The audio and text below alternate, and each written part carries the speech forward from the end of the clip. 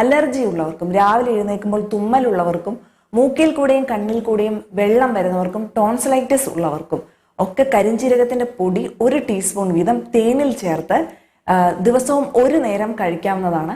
അതുപോലെ തന്നെ ജലദോഷമൊക്കെ വരുമ്പോൾ നമ്മൾ ആവി പിടിക്കാൻ വേണ്ടിയിട്ട് കരിഞ്ജീരകത്തിന്റെ എണ്ണ 3-4 ഡ്രോപ്സ് ആവി പിടിക്കുന്ന വെള്ളത്തിൽ ഒഴിക്കുന്ന ഒരു രീതിയും ഉണ്ട്. അതും വളരെ ഗുണപ്രദമായ ഒന്നാണ്.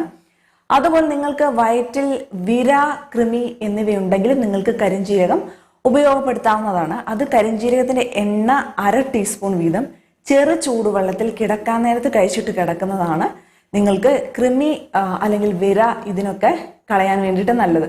പല്ലുവേദനയ്ക്കും സാധാരണയായിട്ട് പണ്ടത്തെ ആൾക്കാർ കരിഞ്ജീരകത്തിന്റെ എണ്ണ ചെറിയൊരു കോട്ടണിൽ കടിച്ച് പിടിക്കാറുണ്ട്. അതുപോലെ തന്നെ ഉള്ളിലോട്ട് ചവച്ചരച്ചും കഴിക്കാറുണ്ട്. പല്ലുവേദനയ്ക്കും തലവേദനയ്ക്കും വേദന സംഹാരിയായിട്ട് വരെ ആക്ട് ചെയ്യും. തലവേദനയ്ക്ക് സാധാരണ പുരട്ടുന്നത് കാണാറുണ്ട് നെറ്റിയിൽ. അതുപോലെ തന്നെ നിങ്ങളുടെ